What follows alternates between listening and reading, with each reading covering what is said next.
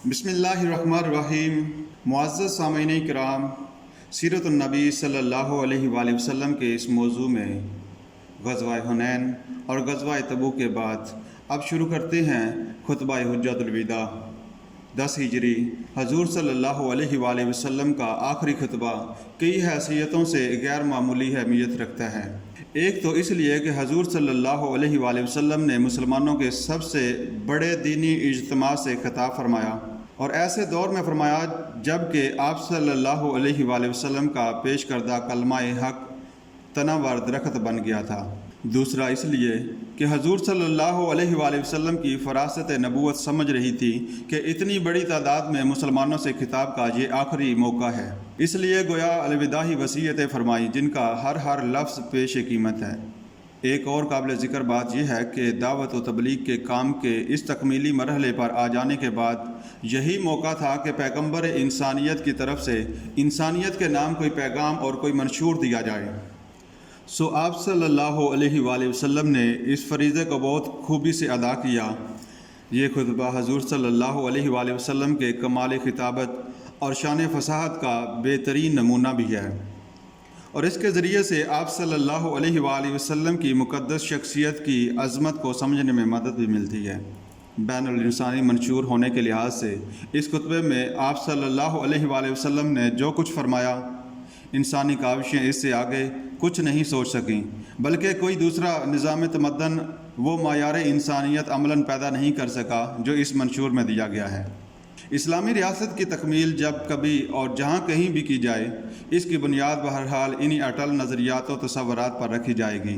یہ منشور اسلام کا بنیادی منشور ہے اور اس کی طرف انسانیت کو بلانا چاہیے۔ ان کلمات سے ہٹ کر جو نقشہ بھی دیا جائے گا وہ غیر اسلامی ہوگا۔ یہ منشور ایک کسوٹی ہے جس پر ہم مسلمان اپنی ہر قیادت کے کارنامے پرکھ سکتے ہیں اور اپنی حکومت کے اقدامات کو جانچ سکتے ہیں۔ یہ منشور آئینہ ہے جس میں ہمیں اپنے چہرے بھی دکھائی دے سکتے ہیں اور جس میں ہم غیر اسلامی تمدنوں کی حقیقت کا عکس بھی دیکھ سکتے ہیں۔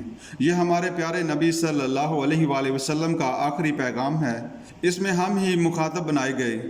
اس کی نوعیت آپ صلی اللہ علیہ وآلہ وسلم کی وصیت کی سی ہے۔ اس کے ایک بول پر حضور صلی اللہ علیہ وآلہ وسلم نے درد بھرے انداز میں آواز بلند کی ہے کہ میں نے بات پہنچا دی ہے، چاہے کہ اسے پڑھ کر ہماری روحیں تڑپ جائیں، ہمارے جذبے جاگ اٹھیں اور ہم اپنی اب تک کی روش پر نادم ہو کر موسم انسانیت کا دامن تھام لیں، اس مشن کو آگے لے کر بڑھیں جس کی کامیابی کے لیے حضور صلی اللہ علیہ وآلہ وسلم نے وہ تکالیف برداشت کی کہ اتنے بڑے صبر کی مثال نہیں ملتی۔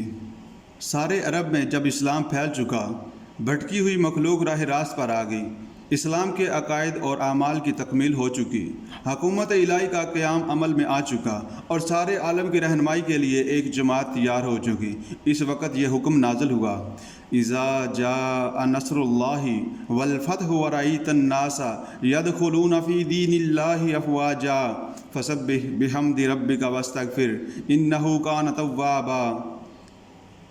اور جب اللہ کی مدد آ چکی اور تم نے دیکھ لیا کہ لوگ خدا کے دین میں فوج در فوج داخل ہو رہے ہیں تو خدا کی حمد کی تسبیح پڑھو اور استغفار کرو، خدا توبہ قبول کرنے والا ہے۔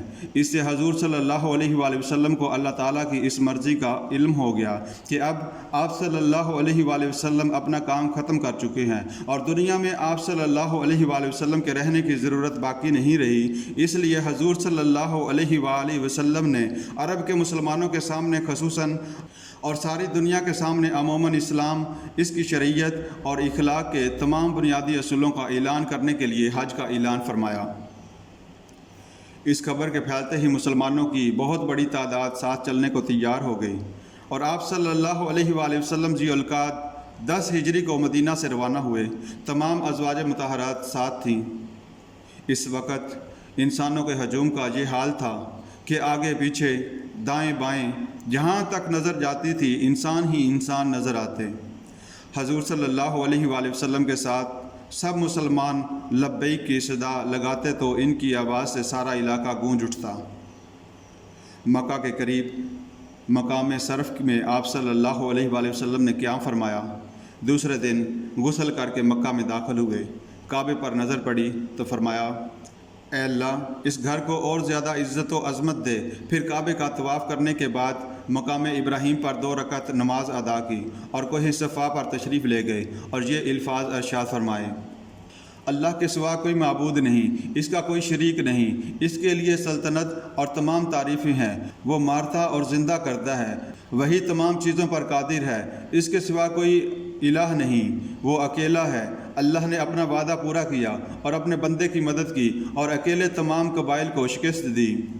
پھر صفا سے اتر کر مروہ تشریف لے گئے اور طواف سعی سے فارغ ہونے کے بعد ان لوگوں کو جن کے ساتھ قربانی کے جانور نہیں تھے عمرہ مکمل کر کے احرام کھولنے کا حکم دیا۔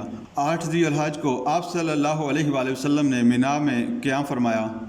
ذی الحج کی 9 تاریخ کو آپ صلی اللہ علیہ وآلہ وسلم نے مقام عرفات میں آخری خطبہ دیا، جو آنے والی تمام نسل انسانی کے لیے عموماً اور مسلمانوں کے لیے خصوصاً مشعل راہ ہے۔ یہ تاریخ انسانی کا بے نظیر بے مثل خطبہ ہے۔ اس خطبے میں نہایت جامع انداز میں اسلام کے اصولوں کو بیان کیا گیا، جاہلی رسوم کی نفی کی گئی، انسانی زندگی کے انفرادی و اجتماعی، معاشرتی و معاشی، سیاسی، سماجی، فکری اور عملی پہلوؤں کو نہایت مختصر مگر مؤثر انداز میں بیان کیا گیا۔ سب سے بڑی بات یہ کہ آپ صلی اللہ علیہ وآلہ وسلم نے اسلام کے غلبہ اور شوکت کو اپنی آنکھوں سے دل بھر کر دیکھ لیا اور پورے اطمینان کے ساتھ اپنی حیات مبارکہ کے دن پورے کیے۔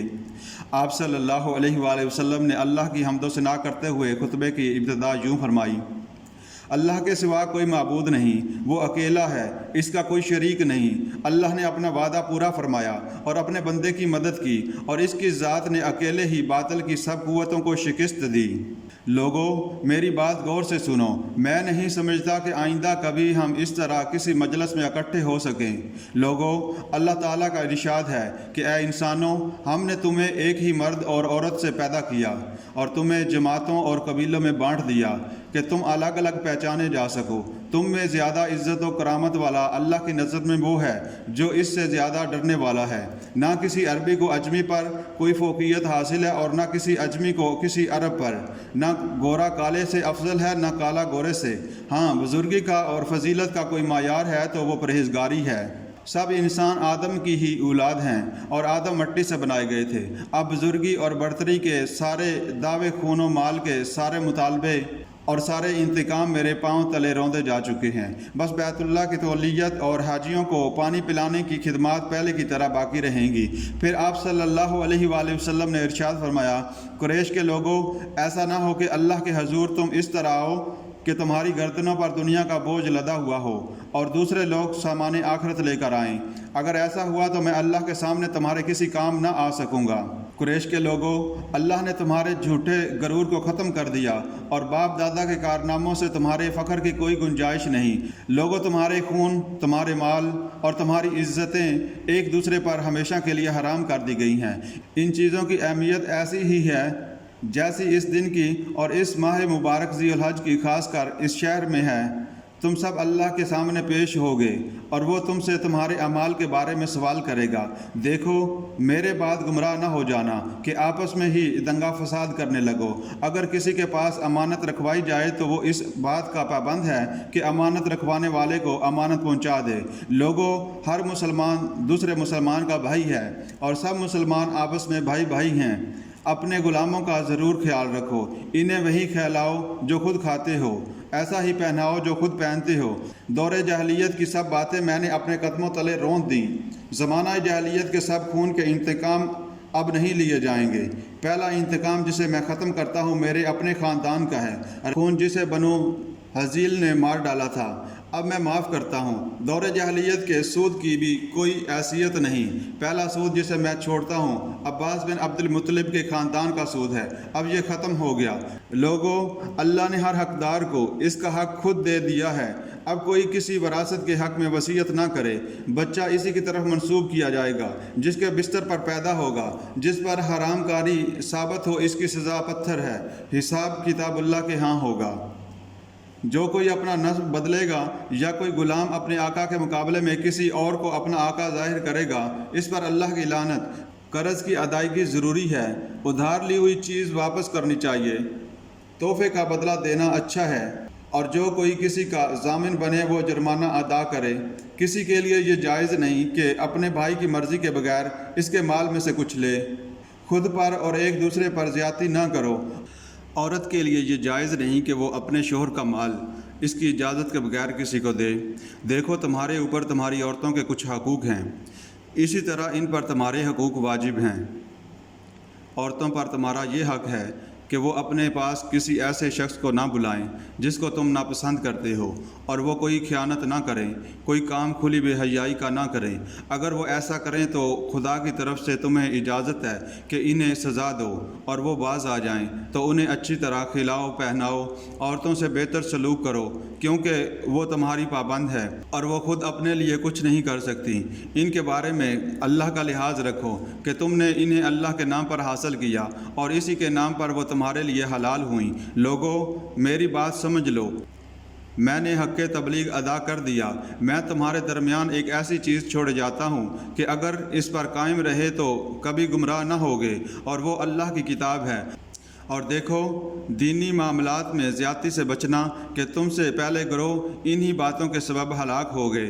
شیطان کو اب اس بات کی توقع نہیں رہی کہ اب اس شہر میں عبادت کی جائے گی، لیکن اس بات کا امکان ہے کہ ایسے معاملات میں جنہیں تم کم اہمیت دیتے ہو اس کی بات مان لی جائے، اور وہ اس پر راضی ہے۔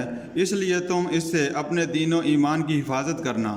لوگو اپنے رب کی عبادت کرو، 5 وقت کی نماز ادا کرو، مہینے بھر کے روزے رکھو، اور اپنے مال کی زکوٰۃ خوشی سے ادا کیا کرو۔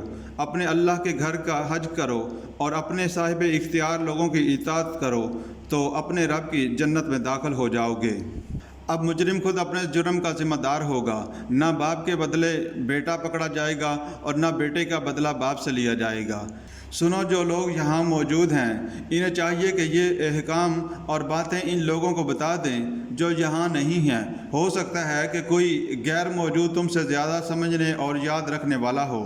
اور لوگوں تم سے میرے بارے میں اللہ کے ہاں سوال کیا جائے گا، بتاؤ تم کیا جواب دو گے؟